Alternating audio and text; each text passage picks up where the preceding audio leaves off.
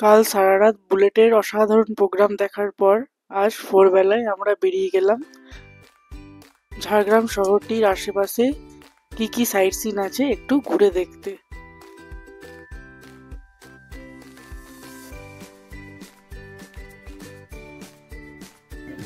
আমরা আমাদের প্রথম ডেস্টিনেশনে পৌঁছালাম। চারিদিকে কোথায় আছি? ঘাগড়া। চারিদিকে গভীর জঙ্গল, ছোট্ট ছোট্ট পাহাড়। এরকম পিকনিক করতে আসছে বিভিন্ন দল।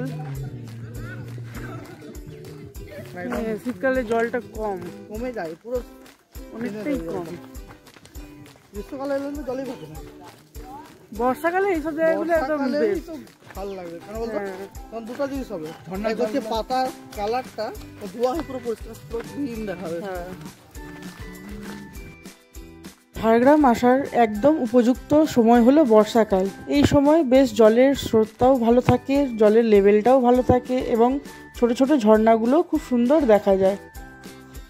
আপনারা যখন আসবেন চেষ্টা করবেন বর্ষাকাল দেখেই আসার।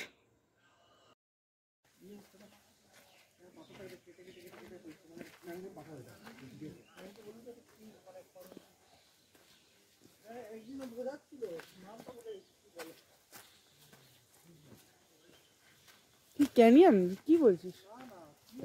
বর্ষার সময় নদীর জলগুলো এবং বর্ষার যে জল সেইগুলো যখন একটা ধারার রূপ নেয় তখন পাথর কেটে কেটে এইরকম ক্যানিয়নের একটা রূপ দেখা যায়। এটা বেলপাহাড়ি থেকে এই জায়গাটা 7 কিলোমিটার ডিস্টেন্সে আছে। সুন্দর ঝর্ণার আওয়াজ আসছে।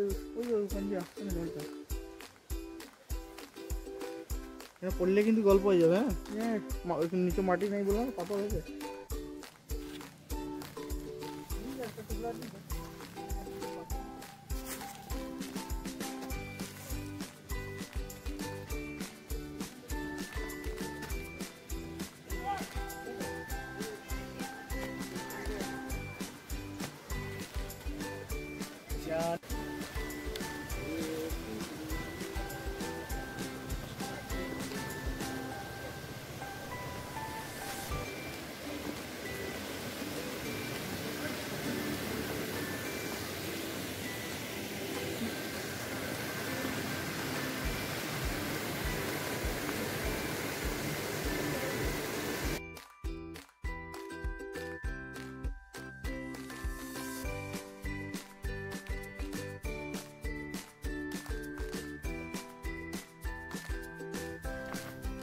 আমরা এখন ওখান থেকে এসে প্রায় এখান থেকে আরও কিলোমিটার 3 কিলোমিটার আরও এগিয়ে গেলাম। নিয়ে এখানে এখন আছি তারাসিনী ব্যারেজে সামনে।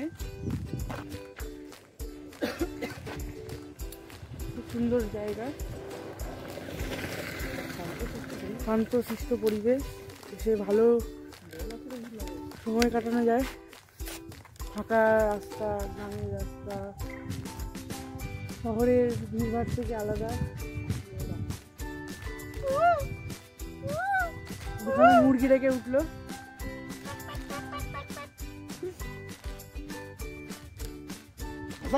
छोड़ दिया इधर पूरा।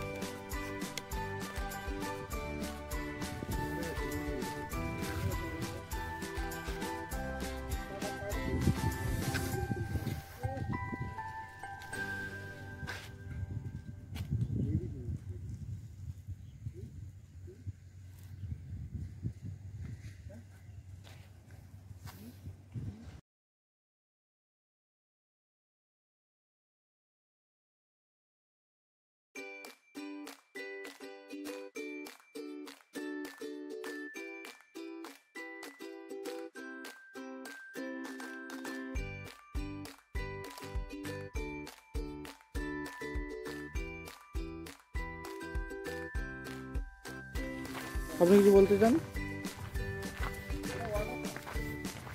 লাল মাটির পথ, গ্রামের মাঝখান দিয়ে হেঁটে যাচ্ছি। আবার কবে পাবো দেখা যাক, আবার আমাদের নেক্সট ডেস্টিনেশন কোথায় হয়।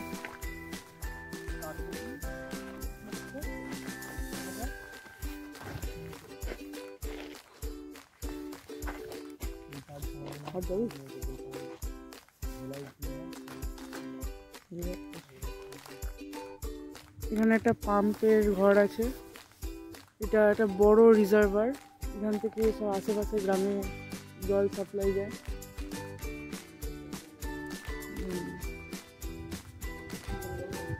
হ্যাঁ বর্ষা, কারণ এখানকার নদীগুলো তো সব তো বর্ষার উপর ডিপেন্ডেন্ট।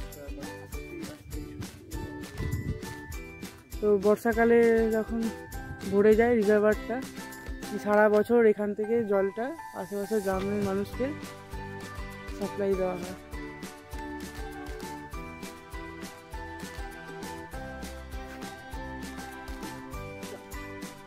এরপরে আমরা কোথায় ঘুরতে গেলাম তার জন্য পার্ট 3 এর জন্য অপেক্ষা করুন। ততক্ষণে চ্যানেলটিকে সাবস্ক্রাইব করে দিন এবং লাইক করে দিন ভালো লাগলে, এবং যদি আপনাদের কোনো সাজেশন থাকে অবশ্যই সেটা কমেন্ট বক্সে জানাবেন। ততক্ষণের জন্য বিদায় জানালাম।